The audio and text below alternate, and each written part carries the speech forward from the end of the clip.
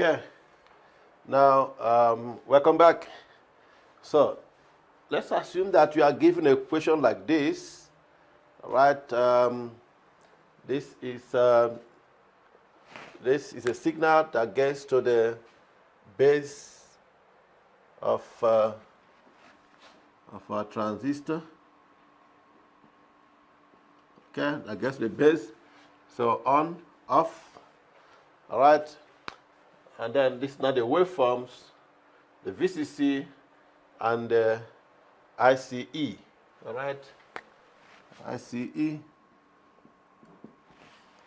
All right, so now, so we are giving VCC to be 250 volts, and then the VCE saturate, that is this, to be 2 volts, and you are given ICE to be 70 amps. Okay, and the ICEO, that's the leakage current, to be 0. All right, and from here, we are given that time of rise is 5 microseconds. Time of fully on is 115 microseconds. Time of fall is 10 microseconds. And then time of fully off is 90 microseconds. So you have to calculate the power dissipated on that transistor. All right? So for you to do that, just note that power is energy over time. Okay? So in other words, if I can have my time as a full period, and then add up all the energies. So add energy rise plus energy fully on plus energy fall plus energy fully off. Okay, that's what I have here. Now, what is energy is voltage times current, all right, with T, IVT. So in other words, if I want to get the energy here, I need to integrate that with respect to T. Energy is IVT, okay? So that means if I want energy rise, then I need to find the integral of this VCC multiplied by this ICE. All right, so I will be multiplying that VCE plus ICE. So let's start with rise. Okay, if you check here, what is this equation? So this equation here, and what is that here? So I'm multiplying this V by this I. So let's start with this. This equation, if you remember, Y is mx plus c for a straight line equation this way. But if it comes this other way, then it becomes a negative slope. Okay? Now, so the difference is, in this case, what is M is opposite over adjacent. And the opposite here is 250.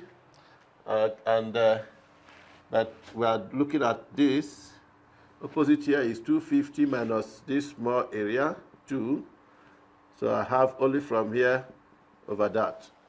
Okay? So what's opposite there is 250 minus 2 over 5 microseconds. Okay? That is our M, but remember it's a negative M, so I'm going to put minus here. Now, mx, in this case, we are dealing with a time series, so we have t, plus c is the intercept on y-axis. So this is the intercept here, which is at 250. So plus 250 here, and bracket close, into the equation of this, y equals mx plus c, all right? M is opposite over adjacent. Opposite is 70. Adjacent is this 5 microseconds.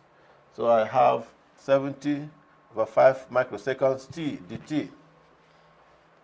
All right? And then from there, we say, okay, let's just evaluate that. If I multiply out 250 minus 2 is about 248. 248 over 5 microseconds times 70 over 5 microseconds t will give you minus 17360 t squared over 5 microseconds squared. You know, it's better not to evaluate the days, okay? Just leave it like that. It makes it easy. All right, plus, now the whole of that, I mean, I've multiplied this by this, so now 250 times that, 250 times 70 will give you 17500 t, right, over 5 microseconds. Now, you're now integrating from 5 microseconds to 0 microseconds, okay? I mean, from 0 microseconds to 5 microseconds. When you integrate t squared, what do you have? You have t cubed over 3. So you have t cubed over 3, and when you integrate t, you have t squared over 2. Okay, so I just want to put that, and then later I'll now substitute 5 microseconds. So this is our t cubed over 3. So that t, I'm going to replace that with 5. I have 5 microseconds all cubed over 3. All right, the rest remains the same. And then here, this is t squared over 2. Replace that with 5 microseconds. I have 5 microseconds squared over 2. The rest remains the same. Okay. Now this is now 5 microseconds all squared. And this is 5 microseconds all cubed. So this square will cancel 2 from here. So you will be left with 1. We'll be left with 5 microseconds. Okay. And then this also, 5 microseconds, we cancel out one of the 5 microseconds, then you will be left with 5 microseconds. All right, so that means if I divide 17360 divided by 3, multiply by 5 microseconds only, then I will get minus 0.29 plus, I divide 17500 divided by 2, multiply by only 1 microsecond. I mean 5 microseconds, and I'll have 0.04375. So this minus that will give you this, which you can still write like 14750 times 10 to the power minus 6. Okay, did you get that? Now, so we are done with that one. That is for our energy rise. Okay, we now come to energy fully on. Energy fully on, we want to know what is this equation of a straight line, y equal to this, and this is 2. Y equal to 2, so I'm going to have 2 times, what about this equation? Like y equal to 70. So 70, so 2 times 70 with respect to t, so the t, all right? 2 times 70 is 140, t from this to that. So I now substitute 115 because the range is 115, okay? I substitute 115 here, you get 140 times 115 microseconds. Okay, that gives you 16100 times 10 to the power minus 6 joules. All right, so that is there. That is this one. Now you come to fall, multiply this by that. So the voltage, this is a positive gradient. So we're going to have 250 minus 2. Remember, we're looking at from here to here, opposite over adjacent. Okay, so we have 250 minus 2. 250 minus this small 2, that is 248. Now divide by this. This is given to you as 10 microseconds. Okay, with t. That's all. This is there's no intercept on y-axis. Now you now come here, you can ask that this is now a negative slope. All right, so and the distance difference between this point and that, I mean this and this, is 70, but it's negative slope, so minus 70 over 10 microseconds t plus intercept on y-axis, okay, which is 70. So now we have 70, so I want to multiply this by that. So by the time you multiply, this is 250 minus 2, which is 248. So 248 over 10 microseconds by t, multiply this by that alone, you get minus 17360 t squared over 10 microseconds squared. Look at 10 microseconds, 10 microseconds, okay? So it's 10 microseconds squared, all right? Then plus, you multiply out that with 70, you get 1360T over 10 microseconds. All right.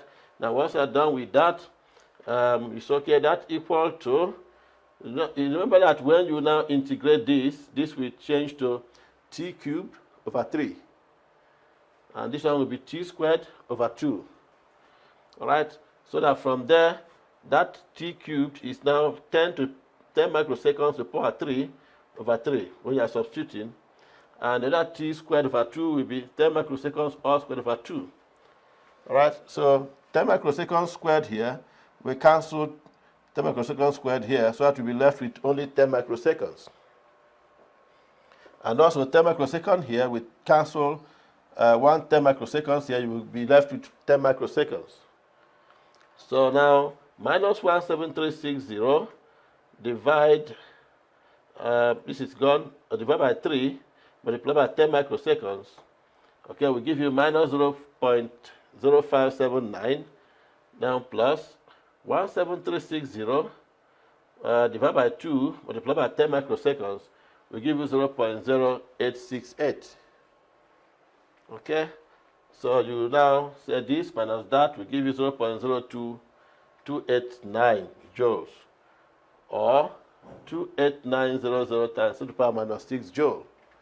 So this is 10 to the power minus 6, 10 to the power minus 6, and which one again for rise? Okay, for rise, for on, what is it? Sorry, yeah, for rise, for on, and then for fall. Okay, so now E off. You know, at E off here is 0. So even if you multiply this by 250, you still get 0. So E off equal to 0.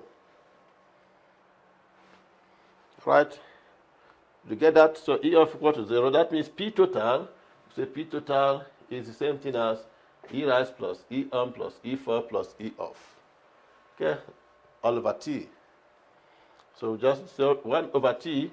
Remember the period is to add up this plus this plus this plus time of off, which I have added here. Okay? That is 220 microseconds. So you have 1 over 220 micro into, you add up this plus that. All of them are raised to power minus 6. Minus 6.